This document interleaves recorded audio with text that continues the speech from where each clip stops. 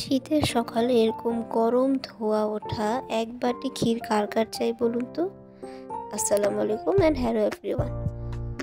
আজকে আমি শেয়ার করব কিভাবে পাটালি গুড় দিয়ে আমি এই ক্ষীরটি রান্না করেছি। তো চলুন রেসিপিতে চলে যাওয়া যাক। এখানে আমি দুধ নিয়ে নিয়েছি প্রায় 1 লিটারের মতো। এটাকে প্রায় 10 মিনিটের মতো ভালো করে আমরা জাল করে নিব। দুধটা জাল হতে হতেই আমরা এখানে কিছু মশলা অ্যাড করব। প্রথমে দিয়ে দিচ্ছি 2টি তেজপাতা, এলাচি দিয়ে দিচ্ছি 3 থেকে 4টি এবং সাথে দিয়ে দিব 1 টুকরো দারুচিনি। দিয়ে দুধটাকে ভালো করে নেড়ে দেব এবং ভালো মতো জাল হয়ে আসা পর্যন্ত অপেক্ষা করতে থাকব।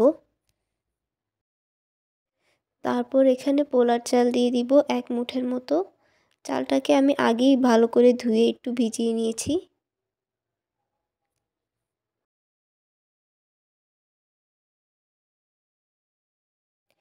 চালটা দেওয়ার পর ঠিক ততক্ষণ পর্যন্ত এটাকে জাল করব যতক্ষণ না চালগুলো নরম হয়ে আসছে।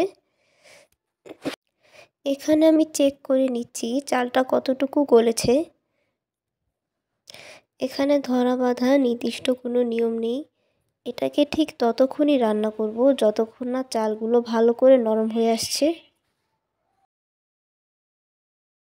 রান্নার শুরুতে আমি যে মশলাগুলো অ্যাড করেছিলাম এগুলো এখানে একে একে তুলে নিব।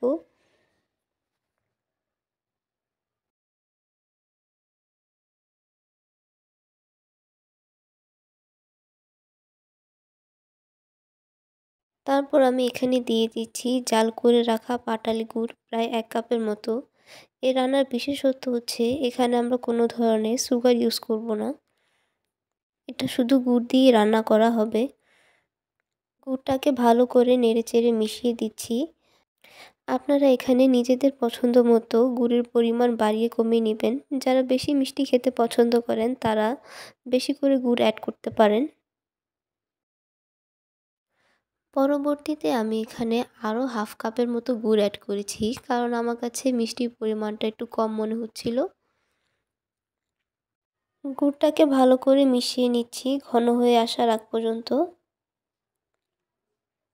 ভিডিওটি যে যেখান থেকেই দেখছেন অবশ্যই চেষ্টা করবেন আমাদের চ্যানেলটিকে সাবস্ক্রাইব করে দেওয়ার এবং পাশে থাকা বেল আইকনে একটি ক্লিক করে দেওয়ার। এতে করে আমাদের উৎসাহ অনেক গুণ বেড়ে যায়। ক্ষীরটা ঘন হয়ে আসলে এখানে আমি দিয়ে দিচ্ছি নারকেল কোরানো প্রায় 1 কাপের মতো। আপনারা চাইলে নারকেলটাকে স্কিপ করতে পারেন, কিন্তু নারকেল দিলে এই ক্ষীরের স্বাদ বহুগুণে বেড়ে যায়। এখানে আমি একেবারে ফ্রেশ কোরানো নারকেল ইউজ করেছি। ক্ষীরটাকে নাড়াচাড়া করে ভালো করে এর ঘনত্ব দেখে নিচ্ছি। যখন এর ঘনত্ব অনেকটা এরকম হয়ে আসবে তখন এটাকে আমরা বলক তুলে চুলা থেকে নামিয়ে নিয়ে আসব।